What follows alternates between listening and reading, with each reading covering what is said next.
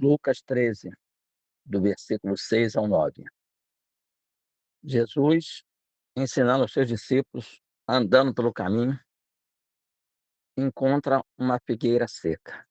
Opa, os judeus sempre soube que a nação de Israel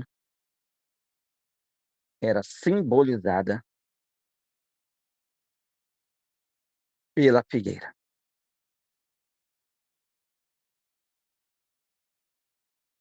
E aí agora Jesus viu uma oportunidade. Gosta de parábola, gosta de sombra, gosta de mistério, gosta de ocultar a quem se sente sábio e entendido. Então aqui ele vê uma oportunidade. A figueira, que parece estar na estação de dar bons frutos, mas não está, mas parece, já que ela parece estar na estação de dar bons frutos e não dá, vai secar. E ela está 3 anos assim. Há 3 anos venho procurando fruto nessa figueira e não acho. Jesus, quando foi feito sacerdote na ordem de Melquisedeque, com 30 anos de idade, ele ficou 3 anos procurando fruto na figueira, 3 anos procurando fruto em Israel. Só para você ter uma noção, não encontrou nenhuma viúva com bom fruto para poder executar o bônus do seu ônus. Recompensa pelo seu compromisso de dar fruto. Foi achar uma lá na terra dos gentios, com ônus e bônus. Ei, Jesus viu o ônus na viuvinha, na velhinha, e lhe deu bônus, milagre, vida. Veja bem, você acredita que ao longo desses 2000 anos era comum as pessoas só passar o olho assim, ó, colocando a pontinha dos dedos nas águas, na Bíblia Sagrada? Era comum as pessoas criticar o Senhor Jesus por fazer a figueira secar. Você acredita que recentemente houve um diálogo de um homem de Deus com uma pessoa que se dizia ser de Deus sobre esse assunto? E essa pessoa se maravilhou quando entendeu que o ato do Senhor Jesus era profético, referindo-se à nação de Israel como a figueira que secaria, deixando de ser nação. E o ato profético, o cumprimento profético aconteceu no ano 70 depois de Cristo, quando o general Tito invadiu Jerusalém e destruiu o templo, derrubou os muros, matou as pessoas. Aquelas mesmas pessoas que anos atrás tinha falado para Anás e Caifás, falado para Pilatos, que caia sobre nós, sobre nossos filhos, a culpa, se Jesus foi inocente. E era inocente. Eles se amaldiçoaram. 30 anos depois, veio a cobrança. Eles morreram, seus filhos morreram. Algumas mulheres e irmãos conseguiram escapar vivo para a Europa, para a África, para a Ásia, para a Oceania. E Deus só permitiu isso porque ele profetizou que um dia essa figueira floresceria Israel voltaria a ser nação. Só por causa disso ele deixou alguns na diáspora escaparem vivo para cada país existente nessa terra. Pois bem, 29 de novembro de 1947, 13 de maio de 1948. Um desses dois foi responsável pelo florescer da figueira, Israel voltar a ser nação. E o Espírito Santo disse que no diálogo com Natanael, lá em João 1, verso 45 até 51, poucos entenderam o assunto. Sim, Jesus entra no assunto da figueira. Felipe diz a Natanael: achamos aquele de quem Moisés escreveu na lei. É Jesus. Esse versículo demonstra que ambos eram conhecedores da palavra e esperavam o cumprimento da profecia. Porém, Natanael, em dado momento, duvidou. E o Senhor Jesus se apresentou falando: eis um verdadeiro israelita, em quem não há dolo.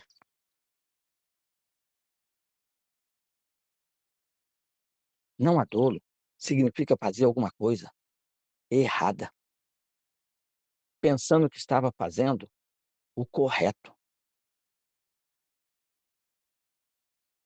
Ei, não tinha intenção de errar.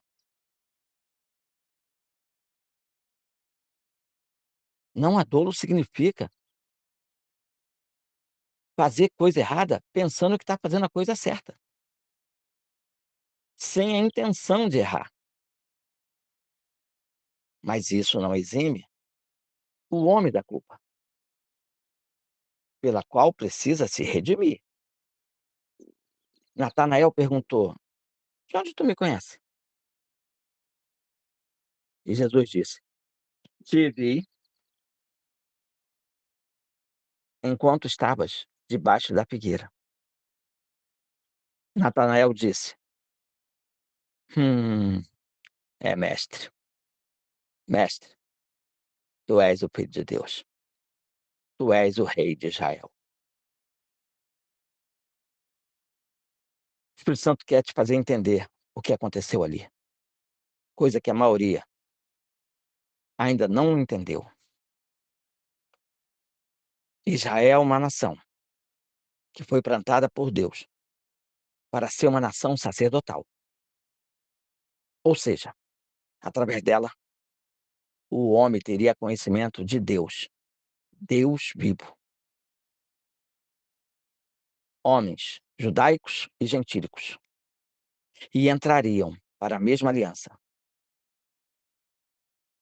que esse povo judeu já fazia parte. Presta atenção. Todo Israel sabia que a figueira era símbolo dessa nação. Tanto é verdade que era costume haver figueiras plantadas à beira do caminho. Os frutos dessas árvores eram destinados aos viajantes, aos gentios, aos que vinham de fora e chegava com fome nas terras de Israel. Todo viajante tinha direito a comer seu fruto. Não precisava pedir, era só comer. O que encontrasse ali. Israel estava em casa. Então, não se preocupava se os outros iam comer de graça ou não. Muito pelo contrário, era um desejo de Deus que o povo gentil comesse do fruto da figueira. A palavra de Deus.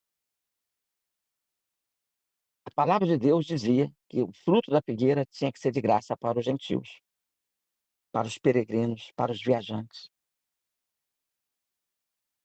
Por incrível que pareça, o figo é uma fruta que sustenta, tem propriedades medicinais e, se você guardar, pode ser comido durante a jornada, fresco ou como passas de figo.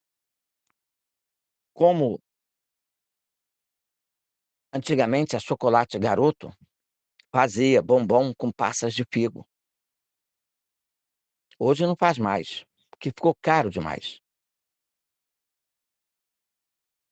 E a árvore da figueira, grande, proporcionava sombra e descanso ao cansado. Uma boa palavra, com original grego e hebraico, promove sombra e descanso para todos nós que estamos cansados e oprimidos. Ele quer nos aliviar com a palavra hebraica da árvore figueira, Israel.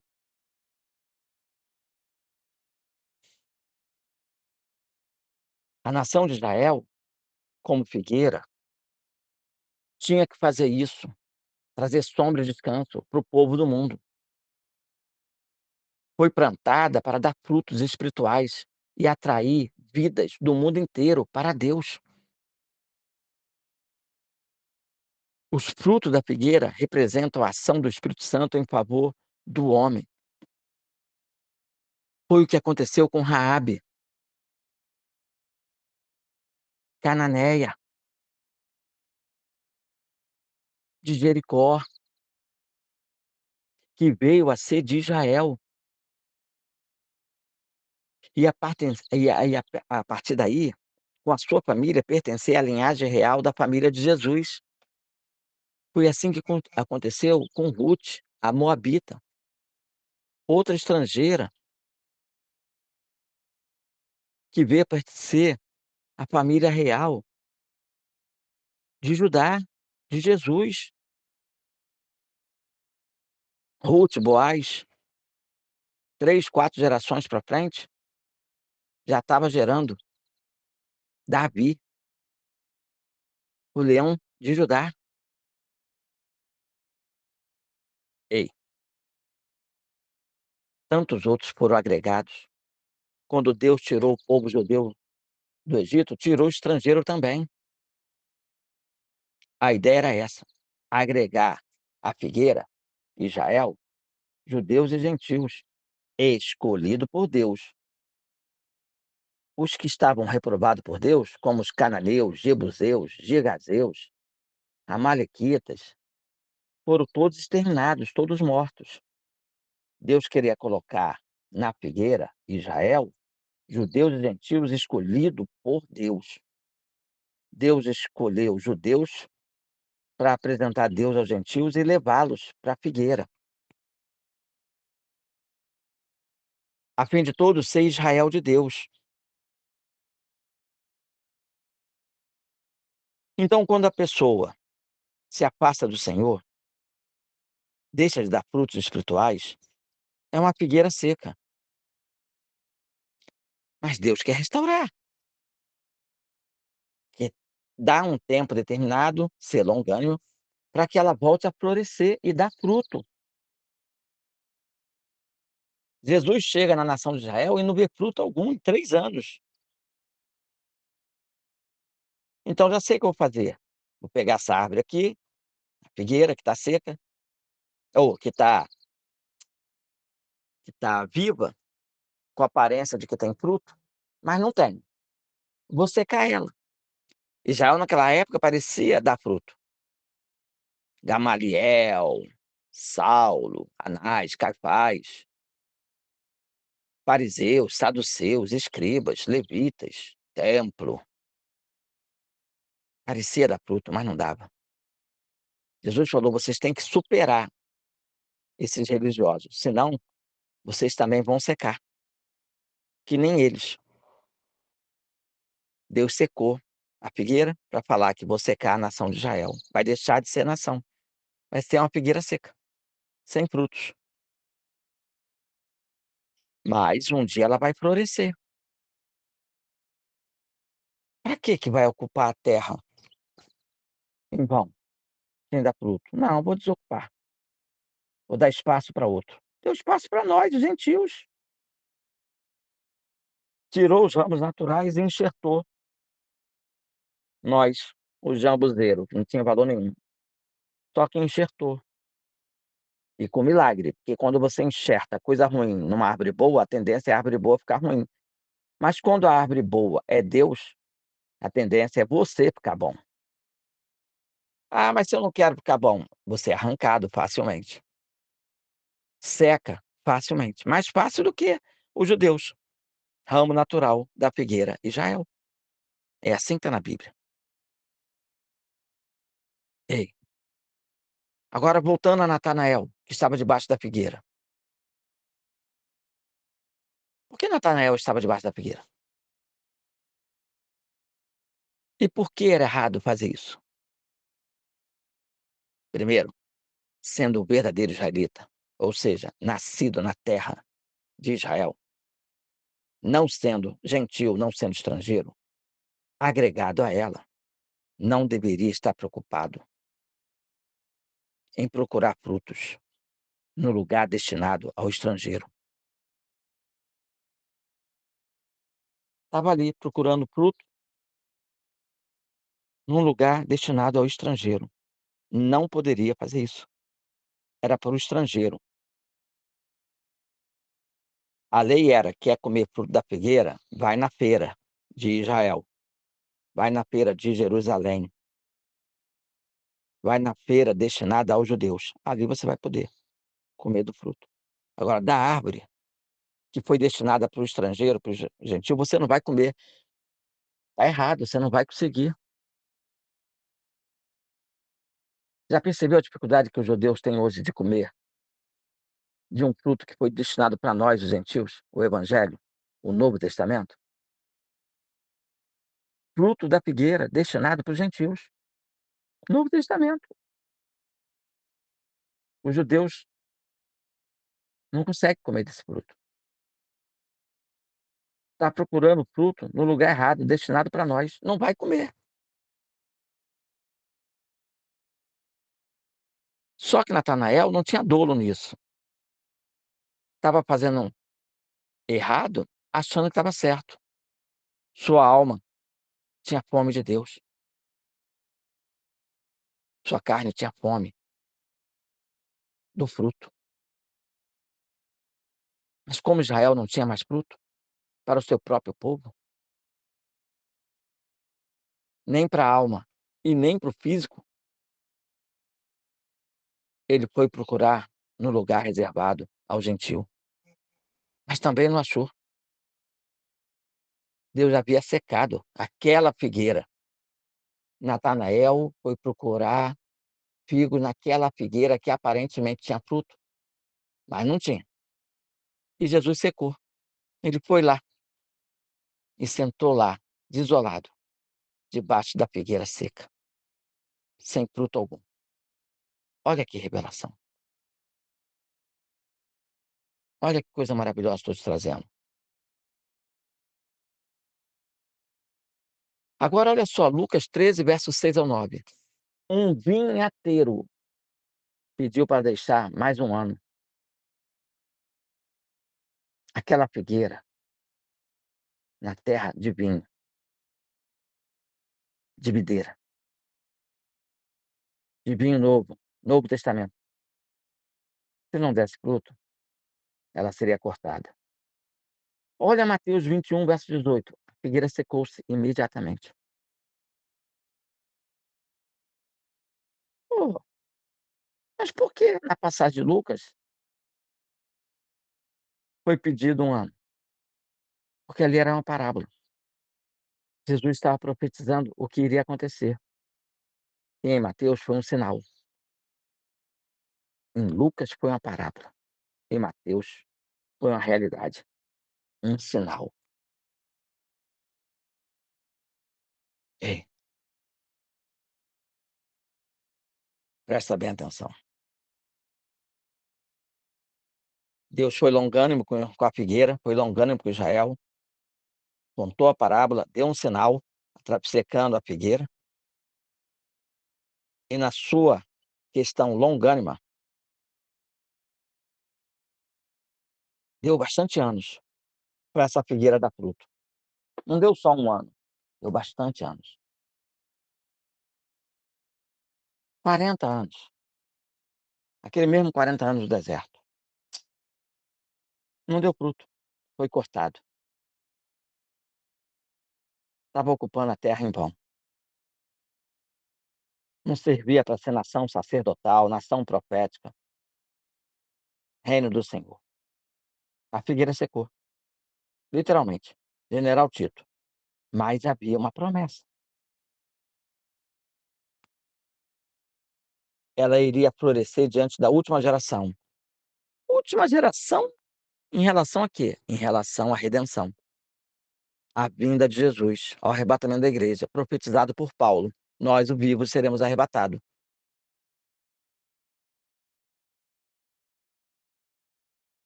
Última geração tem quanto tempo? Já foi 1000. Adão e Eva. Já foi 120. Abraão, Gênesis 6, versículo 3. E passou a ser 80. Salmo 90:10 de Moisés. Última geração, 80 anos. Mas e agora? Olha o problema. Quando a figueira floresceu? 29 de novembro de 1947, com a resolução da ONU, com o assinado brasileiro Oswaldo Aranha, ou 14 de maio de 1948, David Ben-Gurion? Não sei, Deus o sabe. Então, 2027 ou 2028, bate exatos 80 anos. Se for tardando o noivo, literalmente, se for 1947 a 2027, então, até 29 de novembro, 28 de novembro de 2028, a igreja é arrebatada. Se for 14 de maio de 1948 até 13 de maio de 2029, a igreja é arrebatada. Por quê? Porque faria, nesses 2 casos, 80 anos e 364 dias. Ponto. A partir daí, mais um dia, já seria 81 anos. Então é um mistério de findar a última geração. Mais tardar de tudo, 13 de maio de 2029.